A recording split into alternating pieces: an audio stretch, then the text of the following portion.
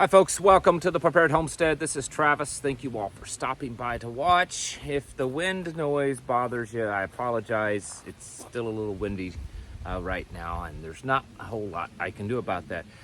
I suspect that some of you are already a little tired of the 24/7 news that we've been experiencing for the last few days about what's going on in Israel and Gaza.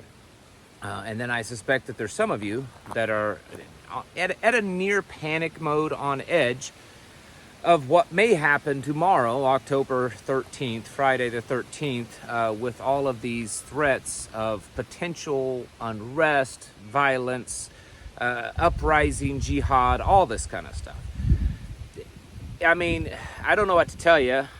Both things are happening. It doesn't mean that both things are going to happen and get worse, but they are happening. I know that there are some people I've seen in comment sections do this, well, nothing's going to happen, this is nothing's going on, it's not a big deal. Well, I think that that's incorrect. I think that, number one, things have happened, and I think that this is a big deal. It doesn't necessarily mean that tomorrow is going to be a real crazy bad day. It doesn't mean that anything big will happen, but things could happen, and so we have to be prepared for that.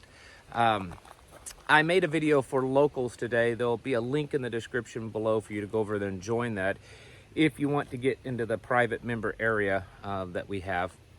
But to kind of cut it down into a nutshell, I did get some pretty decent intel talking about, and it's from a very it's someone personally that I know that would definitely, they're in a government position, saying that they're taking it seriously, and that police departments all over the country are taking it seriously, and they're gearing up for potential unrest, especially in the big city areas. It doesn't mean, again, that anything's going to happen, but it doesn't hurt to be on edge. You see, things have already happened, and I'm not just speaking of the violence and the death and the goriness that's happened in Israel and in Gaza. We have sent an immense amount of military equipment over there just in the last few days, or are continually and pledging to send equipment. I mean, a lot of stuff. A lot more than we send up to Ukraine, which is interesting enough. Most people have already forgotten about Ukraine in the last few days, and I've seen almost zero reporting on anything happening in Ukraine and Russia in the last few days. That's kind of interesting. But we're sending massive amounts of naval power, airplanes, special operations units, Marines, A-10 Thunderbolt jets, all kinds of stuff. We're sending a lot of stuff over there, just in case. And it's not just us. NATO, a lot of countries in NATO are sending stuff. Iran is building up its forces, and there's video of them moving tank divisions to their western border close to Israel. So we're seeing things kind of uptick pretty quickly. Iran is saying that if anything else happens, if Israel goes into anyone else's country or expands this war any bit, that a lot of the Arab world could also get involved in this. There's all kinds of constant threats, and everyone is just on edge for the next big thing to drop. Who knows if it will drop? I mean, we could be a week from now and look back and say, wow, that kind of blew up and then blew over quickly. I don't think that's the case, though. I think that we are seeing some major movements that a lot of us have talked about for the last several weeks that could potentially happen this fall are probably right now happening. Because of this, it opens the doorways for a lot of other things. China and Taiwan, of course, is one of them. The Middle East to get more involved, us to go in after Iran. All kinds of things could happen just because of this one incident. And it's not little. You know, over 1,500 to 2,000 people have been killed in Israel, and the same, approximately the same, in Gaza. So we're talking, and my numbers could be off because the updated numbers are coming in. So we're talking 3,000 to 6,000 people already killed in just the last few days. That's a pretty substantial number in a very small part of the country, of the world. So how do you handle this? Well, if you're thinking of going out and prepping up before tomorrow hits, it's probably a little too late for that. I mean, you might be able to make a run to the grocery store or to the gas station and top things off. But if you're not prepared by now, unfortunately, it may be just too late. You should have been doing this all along, that myself and many others have been telling you about. The big thing is just to use your brain, okay? I mean, the biggest part, aside from the spiritual preparedness, and when I say that, I don't mean some guru spiritual. I'm talking about our giving our heart over to the Father, getting into His Word, and trying to walk the path that His Son Jesus, Yeshua, showed us to walk, and the faith that we have in Him.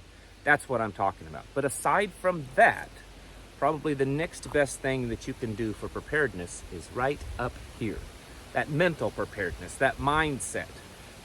Being aware of your surroundings. Don't do anything stupid. Make sure that you're armed. And don't go to places that have a likely chance of there being something dangerous going on. Where there's large crowds of people, or that you know that crime rates are already high, or that there's a lot of mixed diversity, a lot of immigrants, things like that.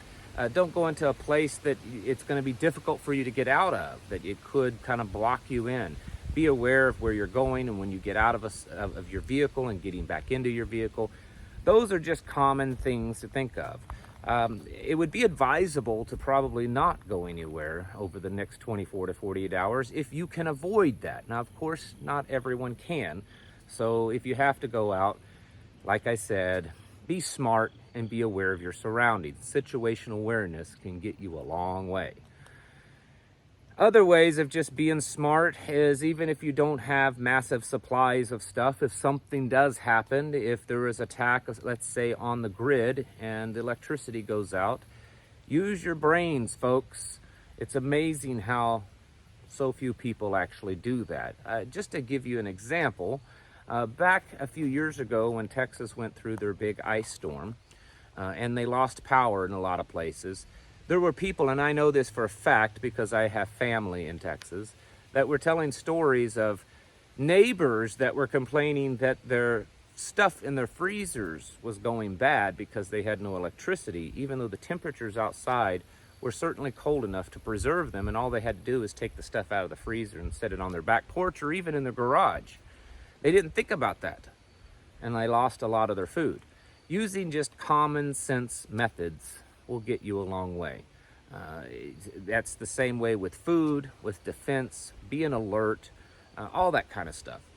If you're choosing to bug out, or at least to get out of potential danger for a few days, make sure you be smart about that.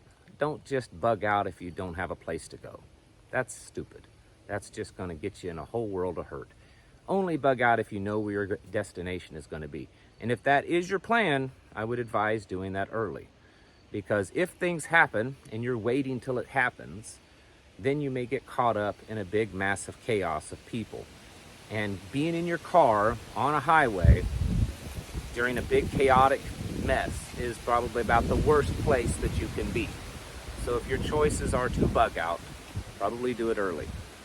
If your choices is to just bug in and stay put, well, that's pretty simple. If things do start to arise and get crazy, try to be as low-key as possible. Cover your windows so that light doesn't get out. Try to keep things quiet and not present to the rest of the world in your neighborhood that you're there and things are going great. Keep things kind of low and quiet. Make sure that you have doors secured. Put furniture or whatever you can against the door. If nothing else, it slows the bad people down. If you're going to do nothing, well, then I don't know what to tell you other than just be alert and watch your six, folks. I'm not saying that things are going to happen tomorrow, and I'm not 100% convinced myself that they are going to happen. But I think that this is different than past times when we've heard radical people call for days of unrest or violence. We've already seen the violence happen, and we've seen lines being very distinctly drawn. And we've seen a good portion of the world support one side versus the other. And when the one side is saying, hey, we should go to the United States, or those that are in the United States, and cause a lot of damage and upset there, well, it could happen. And even if it doesn't happen anywhere near you, that doesn't mean that you're in the all clear. Because the biggest danger that we probably face is the reaction from the public and especially the government if things do start to go crazy in the next few days. Remember COVID? What was the real danger? Well, it was really the reaction to everything that was happening. So the reaction could be much worse than the actual event. We could see emergency orders declared all across the United States, even up to and including martial law. So you probably should get a little ready for it. But don't lose any sleep. Don't be up all night worried about it. Just be a little bit more vigilant than normal. And in a few days, we'll find out.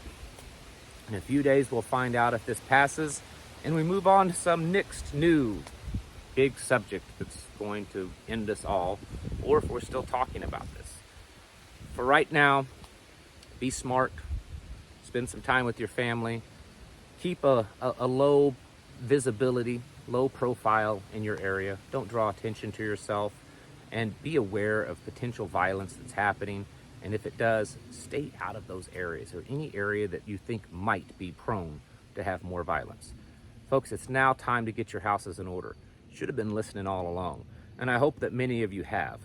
You need to be preparing mentally, physically, and spiritually. Thanks for watching, and I'll catch you in the next video.